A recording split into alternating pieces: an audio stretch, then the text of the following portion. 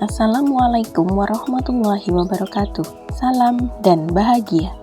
Perkenalkan saya Tri Handayani dari SMA Negeri 11 Tebo, CGP Angkatan 10 Kabupaten Tebo, dengan fasilitator Ibu Nurlaili SPD MM dan pengajar praktik Ibu Varianti SPD. Video ini merupakan koneksi antar materi, kesimpulan dan refleksi modul 1.1 Pemikiran Ki Hajar Dewantara tentang pendidikan. Kesimpulan: pengajaran adalah bagian dari pendidikan. Pengajaran merupakan proses pendidikan dalam memberi ilmu atau berfaedah untuk kecakapan hidup anak secara lahir dan batin.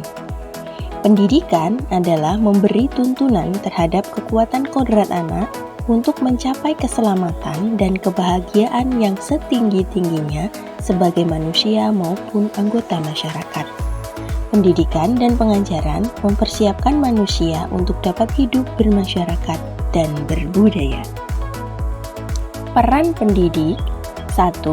Menuntun segala kodrat, baik kodrat alam dan kodrat zaman yang ada pada anak. Kedua, menuntun anak memperbaiki akhlak dan perilakunya. Yang ketiga, menghamba pada anak, dalam artian berpihak pada anak. Refleksi: apa yang Anda percaya tentang murid dan pembelajaran di kelas sebelum Anda mempelajari modul 1.1? Pembelajaran sebelum mempelajari modul 1.1 yang saya lakukan adalah: pertama, pembelajaran merupakan teacher center atau pembelajaran berpusat pada guru. Yang kedua, pembelajaran adalah proses transfer pengetahuan. Yang ketiga, fokus pada ketuntasan penyampaian materi, bukan memahami karakteristik. Yang keempat, menganggap murid adalah selembar kertas kosong. Yang kelima, memberikan hukuman bagi murid yang tidak taat aturan. Dan yang terakhir, menuntut murid menguasai semua mata pelajaran.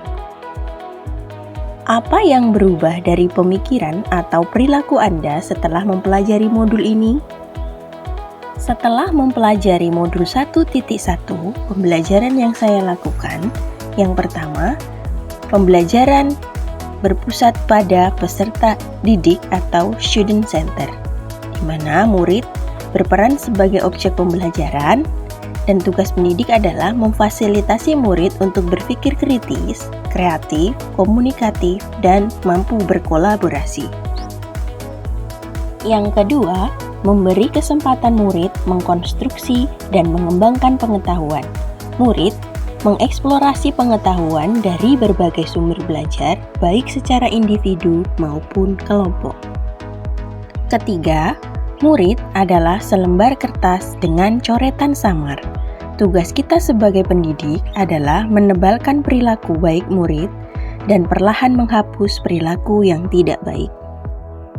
Yang keempat, mendekati dan mencari solusi akan perilaku murid yang melanggar. Setiap murid memiliki alasan akan pelanggaran yang dilakukan. Langsung menghukum bukanlah tindakan yang tepat.